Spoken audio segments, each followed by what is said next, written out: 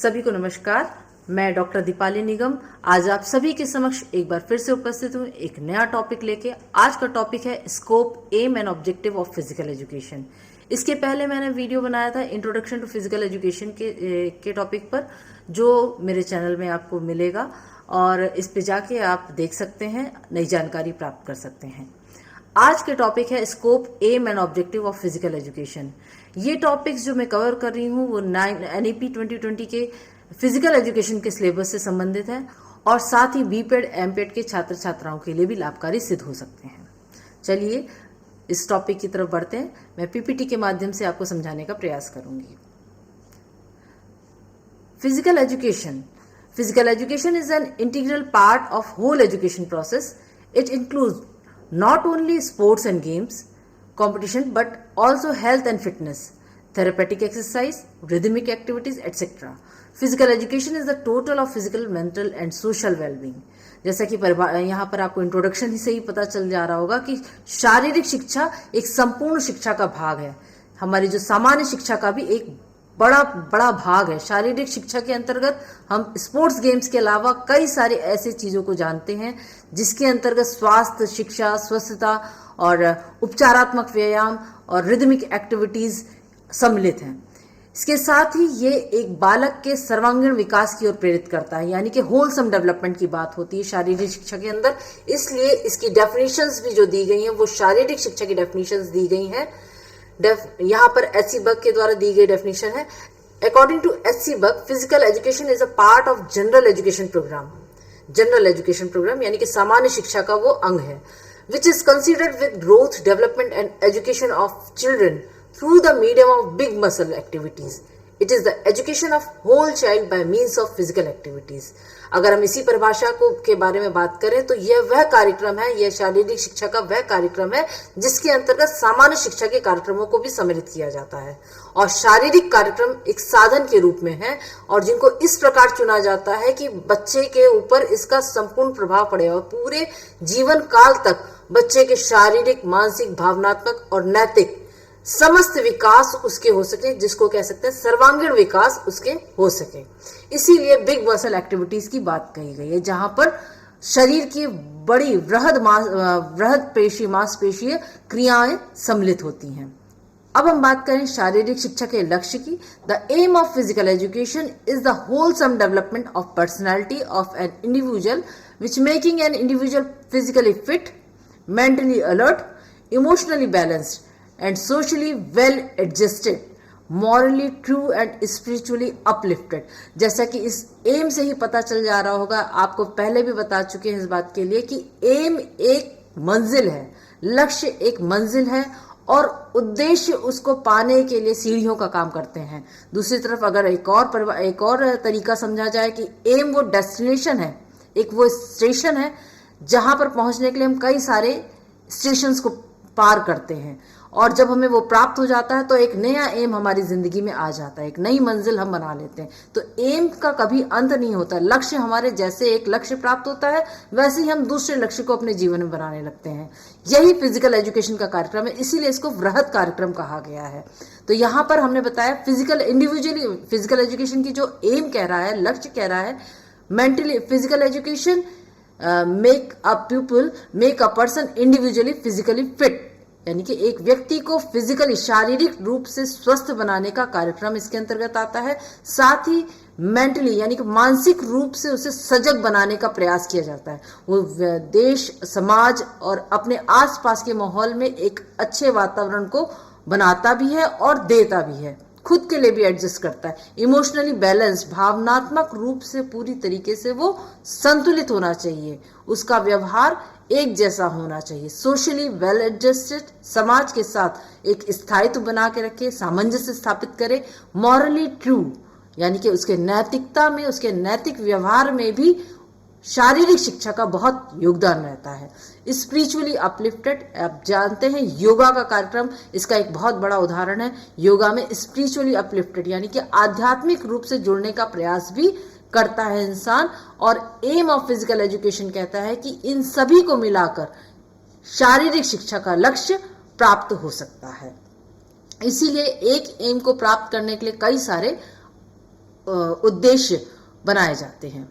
Next slide में मैं बात करूंगी ऑब्जेक्टिव ऑफ फिजिकल एजुकेशन की, शारीरिक शिक्षा के उद्देश्यों की। Objective are steps toward the attainment of aim, लक्ष्य को प्राप्त करने के लिए उद्देश्यों को की ओर बढ़ना। उद्देश्य जो है हमारे लक्ष्य को प्राप्त करने के लिए सीढ़ी का काम करते हैं। When an aim is achieved, it becomes an objective। मैंने पहले ही बताया, जैसे ही एक लक्ष्य प्राप्त हो जाता है तो वो उद्देश्य बन जाता है। When an aim is achieved, it becomes an objective। There are different objectives of physical education brought by the experts in this field। इस क्षेत्र में कार्य करने वाले शारीरिक शिक्षाविदों के द्वारा कई सारे उद्देश्यों को बताया गया है। समय समय पर इसकी परिभाषा भी चेंज होती रही है और समय के साथ इसमें कई सारे परिवर्तन भी आए हैं। आइए जानते हैं सोशल डेवलपमेंट। सोशल डेवलपमेंट शारीरिक शिक्षा का उद्देश्य है सामाजिक विकास करना। व्यक्ति का सामाजिक विकास, किस तरह वो समाज के साथ रहता है, वो अपने आसपास के लोगों के साथ किस तरीके से एडजस्ट होता है, सोसाइटी में उसके कौन से कार्यक्रम में वो भाग लेता है, जिन कार्यक्रम में वो भाग ले रहा है उसमें किस तरीके की उसकी पार्टिसिपेशन है, वो उत्साहपूर्वक भाग ले रहा है, क्योंकि समाज में रहने वाले प्राणी विभिन्न तरीके के हैं, इसलिए सोशल डेवलपमेंट की बात की जाती है। जैसा कि आप सभी जानते हैं कि सामाजिक विकास के अंतर्गत खेल सबसे बड़ा उदाहरण है। खेल एक देश को दूसरे देश से जोड़ते हैं, दोनों देशों के बीच एक सामंजस्य स्थापित करने का कार्य करते हैं, भाईचारे की भावना विकसित करते हैं, क्योंकि डिफरेंट प्लेसेस में जाके जब खिलाड़ी खेलता है तो वहां के कल्चर के बारे में जानता है, वहां के लोगों के बारे में जानता है, वहां के व्यवहार के बारे में जानता है। और खिलाड़ी किसी जाति धर्म को नहीं जानता, वो सिर्फ खेल को जानता है और खेल भावना के साथ आगे बढ़ने का प्रयास करता है। और सोशल डेवलपमेंट उसका वहीं से शुरू हो जाता है, वहीं से उसके जीवन अनुशासित हो जाता है, उसके अंदर लीडरशिप की क्वालिटी डेवलप होती है, समाज के साथ तारतम्य बनाने की, समाज के साथ आगे बढ़ने की और सबको साथ लेके चलने की उसके अंदर भावना विकसित होती है। यही भाईचारे की भावना खेलों में होती है और फिजिकल एजुकेशन का ये मुख्य उद्देश्य है, ऑब्जेक्टिव है। नेक्स्ट है इमोशनल डेवलपमेंट। खिलाड़ी कई सारे मनोभावों के साथ आगे बढ़ता है। जब वो छोटा होता है तो उसको अपने माँ का एक कोचिंग मिलती है घर परिवार के अंदर, पर जैसे जैसे वो बाहर आता है, स्कूल में जाता है, फिर कोचिंग के लिए ग्राउंड पे उतरता है, धीरे धीरे उसके अंदर इमोशनल चेंजेस आने लगते हैं। और इमोशनल डेवलपमेंट जब खिलाड़ी खेलों में उतरता है, प्रतियोगिता के समय जब वो उतरता है तो उसके अंदर कई सारे ऐसे मनोभाव रहते हैं, कई सारे ऐसे चेंजेस रहते हैं, जैसे खेलों में के पहले प्रतियोगिता का डर बना रहता है उसके अंदर, उसके बाद वो उन खेलों के द्वारा वो उस डर को हटाने की भी कोशिश करता है। यही खेल उसको डर से लड़ने के लिए सिखाते, डर से आगे बढ़ने के लिए प्रेरित करते हैं। और यही खेल उसको आगे बढ़ने के साथ साथ इन इमोशनल डेवलपमेंट को विकसित करने के, यानी कि जो हमारे भावनात्मक विकास है उसको विकसित करने के लिए तैयार करते हैं। नेक्स्ट है ऑर्गेनिक डेवलपमेंट। यहाँ पर हम बात करेंगे आंगिक विकास के बारे में। शारीरिक शिक्षा और खेलों में आंगिक विकास की बात होती है, क्योंकि शारीरिक शिक्षा का कार्यक्रम जो है वो बहुत वृहद है। प्ले स्कूल से लेकर उच्च शिक्षा तक, यानी कि हायर एजुकेशन तक, प्ले स्कूल से लेकर हायर एजुकेशन तक की शिक्षा के अंतर्गत डिफरेंट प्रोग्राम संचालित किए जाते हैं और उनको एज वाइज बनाया जाता है।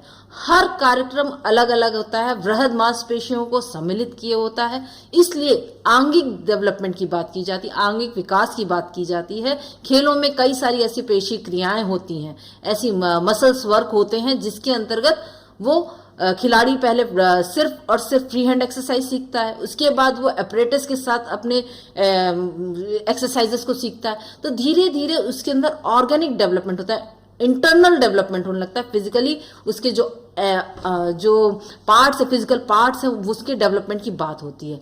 नेक्स्ट है हेल्थ डेवलपमेंट की बात। यहाँ स्वास्थ्य के विकास की बात की जाती है।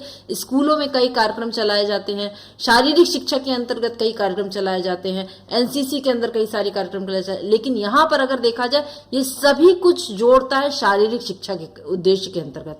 शारीरिक शिक्षा का उद्देश्य है स्वास्थ्य के कार्यक्रमों को और बढ़ चढ़ के लोगों के बीच जाना, लोगों को बताना, और शारीरिक शिक्षा की इसमें भूमिका और ज्यादा हो जाती है। नेक्स्ट है न्यूरोमस्कुलर कोऑर्डिनेशन। न्यूरो जैसा कि आप नाम से ही समझ रहे हैं, तंत्रिकाएं, और मस्कुलर यानी कि मांसपेशियां। न्यूरॉन्स हमारे मैसेज को उस पर्टिकुलर मैसेज मस्कुलर तक पहुंचाते हैं, मैसेज कि हाँ अब आपको ये काम करना है। तो ये संदेश देने का, संचार का काम जो है वो न्यूरोमस्कुलर करता है, जिसको बोलते हैं न्यूरोमस्कुलर कोऑर्डिनेशन, और ये एक निर्णायक भूमिका निभाता है।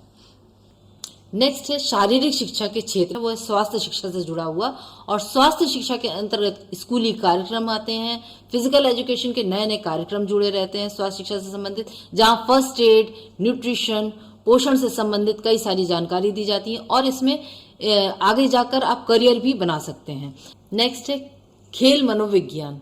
स्पोर्ट्स साइकोलॉजी का क्षेत्र भी बहुत महत्वपूर्ण है, और यहाँ पर खिलाड़ी के खेल के बहुत सारे संवेगों के बारे में, जैसे उसके डर, क्रोध यानी कि एंगर, एंजाइटी के बारे में जानकारी मिलती है। स्पोर्ट्स साइकोलॉजिस्ट के रूप में आप कार्य कर सकते हैं आगे बढ़कर। और खेल मनोविज्ञान का क्षेत्र तो वैसे भी बृहद है। मनोविज्ञान अपने आप में ही व्यवहार को सम्मिलित करे हुए है, तो व्यवहार खिलाड़ी का अपग्रेड होता जाता है इस विषय को जानकर।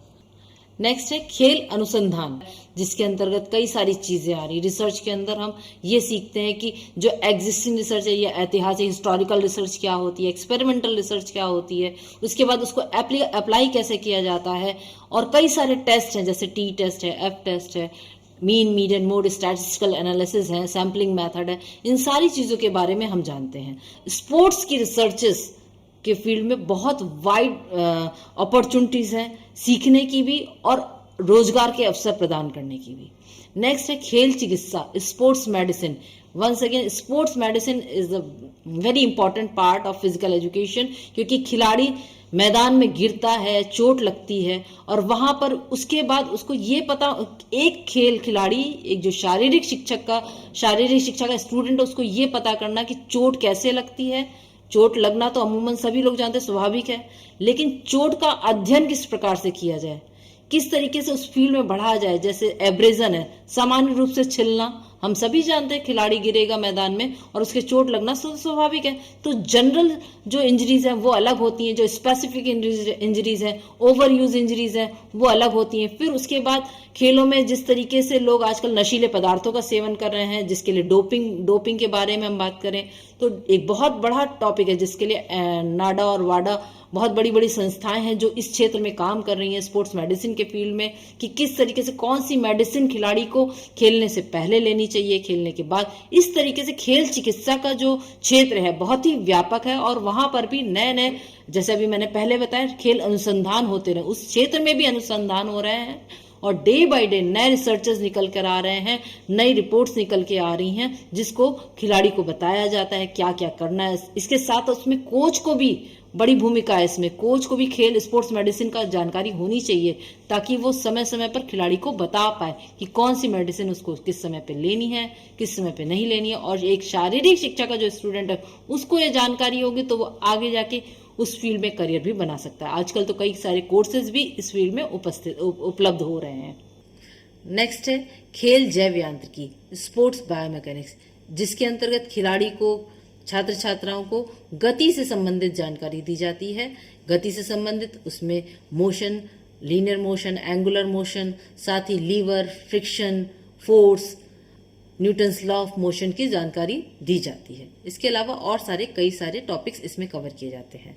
नेक्स्ट है जीवन रक्षक कलाएं। शारीरिक शिक्षा का एक महत्वपूर्ण क्षेत्र है जीवन रक्षक कलाएं, जिसमें जूडो, कराटे, जिसमें सेल्फ डिफेंस से संबंधित बहुत सारी एक्टिविटीज को सम्मिलित किया जाता है। साथ ही साथ स्विमिंग जीवन रक्षक कला है, जो कि बहुत इंपॉर्टेंट है, जो कि हर एक शख्स को आनी चाहिए, हर एक व्यक्ति को आनी चाहिए।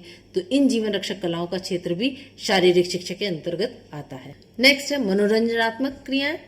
इसका एक महत्वपूर्ण उदाहरण है एडवेंचरस स्पोर्ट्स। जब आप बाहर कहीं घूमने जाते हैं तो वहां पर हम पैराग्लाइडिंग, रोप वे क्लाइंबिंग, इस तरीके की चीजों को करते हैं, तो उसमें हम इंटरेस्ट कैसे क्रिएट कर सकते हैं। स्विमिंग में भी एक्वेटिक संबंधित कई सारे ऐसे रोमांच वाली क्रियाएं होती हैं जो मनोरंजनात्मक क्रियाओं के अंतर्गत आती हैं। नेक्स्ट है यौगिक क्रियाएं। आज योगा पूरे विश्व में एक नई विधा के रूप में सामने आया है, और इसमें नई career opportunities day by day बढ़ रही हैं। जैसे योगा इंस्ट्रक्टर के रूप में, जिम में योगा इंस्ट्रक्टर की भूमिका है, आजकल क्लबों में योगा को कराया जा रहा है। तो इस तरीके से योगा का भी एक नया आयाम है, नया क्षेत्र है फिजिकल एजुकेशन के फील्ड में। नेक्स्ट है खेल प्रबंधन। कोई भी खेल की क्रिया, कोई भी क्रीड़ा की क्रिया बिना प्रबंधन के संभव ही नहीं है, क्योंकि आप पहले भी देखें, यदि कोई सी प्रतियोगिता का संचालन किया जाता है, जैसे कि ओलंपिक, बहुत बड़ा उदाहरण, सबसे पुरानी ये प्रतियोगिता है। और आज के समय पे IPL, कबड्डी की लीग जितने भी हैं वो सब शुरू हो चुके हैं। और ये सारे जो लीग्स हैं इसमें एक बहुत बड़ा मैनेजमेंट, बहुत बड़ा प्रबंध चाहिए होता है, जिसको करने के लिए खेल प्रबंधन की जानकारी होनी चाहिए, जहां पर वो कई सारे नए मैनेजमेंट की कई सारी नई विधाओं को सीखते हैं और उसको अप्लाई करते हैं कि किस तरीके से एक कंपटीशन को इंटरेस्टिंग बनाया जाए, ज्यादा से ज्यादा लोगों की भागीदारी की जाए, ज्यादा से ज्यादा लोगों को लाभान्वित किया जाए। इसलिए स्पोर्ट्स मैनेजमेंट भी एक नए करियर के रूप में उभर कर आया है। तो इस टॉपिक में बस इतना ही। यदि आपको इस टॉपिक से संबंधित कोई जानकारी चाहिए हो या इस टॉपिक से संबंधित कोई प्रश्न हो तो वो मुझे कमेंट बॉक्स में जाकर पूछ सकते हैं। नेक्स्ट वीडियो में नए विषय के साथ, नए टॉपिक के साथ आपके समक्ष उपस्थित होंगी। नमस्कार।